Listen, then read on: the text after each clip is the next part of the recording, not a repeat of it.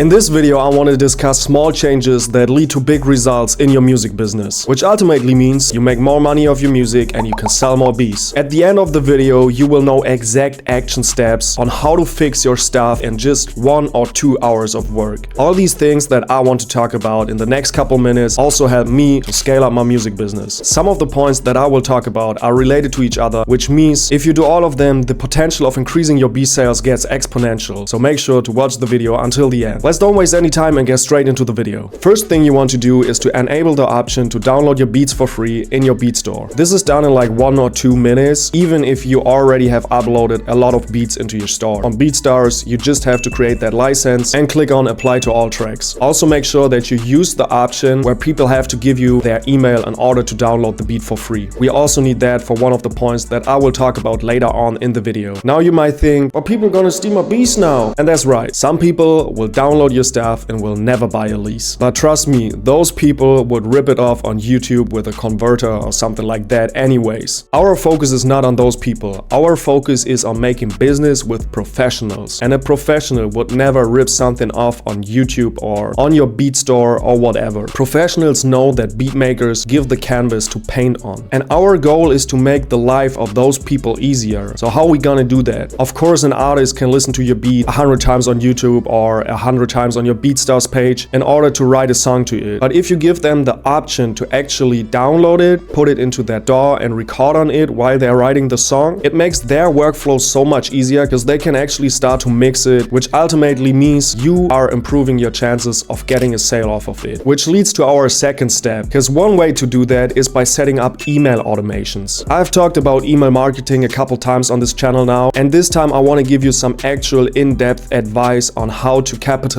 on email marketing. Email automations in particular are a great way to get in touch with the people that are already interested in what you're doing. If somebody downloads your beat, he's interested in working with you. He does not know yet, sometimes, but he is interested in working with you. And that's your chance to capitalize on. I don't want to bore you with theoretical marketing and sales stuff, but maybe you have heard of how a funnel works and what a funnel is and different steps in a customer journey. And those people are already through the top of the funnel. And as I said, interest is already there. There's just a decision to make, and you want to help them now to make the right decision. And the question is now, how do you get those people to make the right decision? First of all, you want to set up an email marketing account, obviously. I personally use MailChimp, which in my opinion is totally enough if you want to just get started with email marketing. The good thing about MailChimp is that you can connect it with your BeatStars account and directly import the leads. If you use another tool, you either need to set up an automation to import the leads from your MailChimp account into the different host, or you go into the customer section in your BeatStars account, export the customers, and then import it into your host. Second step is to set up a customer journey. In this customer journey, you want to set up email automations that motivate the artist to engage with you. You do that by asking them questions like if they are working on a project, later on if they have already recorded on the beat that they downloaded for free, if you can help them out in any way. Get a little bit creative with that. The most important thing is just to trigger something that they hit reply and engage with you. I recommend to try to switch the perspective a little bit and think about emails that you would like to answer to. What also helps in that process is to go into your own inbox and look for mails from clothing brands or e-commerce shops that you are interested in and look what they are doing. How do they try to make you engage with them? Because most of the time, if they are not complete amateurs, they will have people in there with a lot of experience in email marketing, and you can just copy their strategies into your customer journeys, which makes it a little bit easier for you to get a feeling of what actually works and what not. So just try to replicate those mails for a beat selling purpose. And lastly, at the end of the customer journey, you want to increase the per case trigger. You do that by offering flash sales, discounts, or bulk deals. I will pop off a mail on the screen right now as an inspiration for you on how that can look like. After you did the first 2 steps, you hopefully have some new clients. And what you never ever want to do is to sell them one beat and never reach out to them ever again. That's why step number 3 is to build customer journeys for upsells. First of all, you want to send a mail to the artist thanking him for the per case of the beat and thanking him for the confidence in the quality of your beats. And based on who you're working with, you want to be a little bit flexible in the communication. It's totally fine to stay in touch via IG and not do it with mail, but since this video is about small changes, I will stick with the email example because you can automate that pretty simple. Also set up weekly newsletters about your new beats, asking them questions about their current situation, if they are working on a project, Or if you're doing a sale over holidays, you can also include that into your mails. Just make sure to keep all those people engaged in your list. And another idea that is super interesting to me, which I'm not using at the moment personally, and that I might test out in the near future, is to create either a WhatsApp channel. I know somehow in the US WhatsApp is not that popular, but it's one of the most used text message apps around the world because people are so much on their phones. I feel like that's really a market that we producers can capitalize on a little bit more if we are in direct contact via phone with them. Because one cool thing about the music industry and the music business is that people are way more chill when it comes to giving out their phone numbers because they want to get beats on their phone. If you got all these things set up properly, you're almost good to go. There's only one last thing that I want to talk about, kind of like an extra gem. So basically the last point that I want to talk about is part of the customer relationship management. I feel like unlike other business models, making music and being a creative is a little bit different compared to other e-commerce business models. If you are that deep into the video, we should already figure out that staying in touch with your clients is super important. Sometimes I feel like client is a really weird word if we're talking about music, but I mean technically it's clients. What I don't see a lot of producers do is staying in touch with the artist other than expecting them to come to you again. And that includes, for example, following the artist on his Instagram account to see what he's doing, if he's working on a project, if he's in the studio or stuff like that. I figured out that this is the cheat code, because if you see an artist posting an Instagram story that he's in the studio recording music right now, that is the moment when you want to contact them. That is the path for you to score a goal. It's like a girl texting you she's lonely at her house and parents are out for the weekend, man. That's an invite. You want to capitalize on it now. Since this is about saving a lot of time and doing like small things that kind of work automatically to create a Trello account, which is pretty much an organization tool for yourself. And there you can create little cards. And what I like to do is to put default text messages into those cards that I can just copy and paste and then kind of like switch up some things here and there to make it more personal so that I don't have to start from scratch every time I'm texting somebody. If everything that I just told you overwhelms you and you think it's too much, but you want to get your music career on the right track, I can help you out with that. If you are interested in me working with you to get it on the right track, check out the first link in the description. You can book a one-on-one call with me where we set up all these things properly for you. But if you say, there's enough for me now, I just need some more techniques to sell more beats, then this is the right video for you.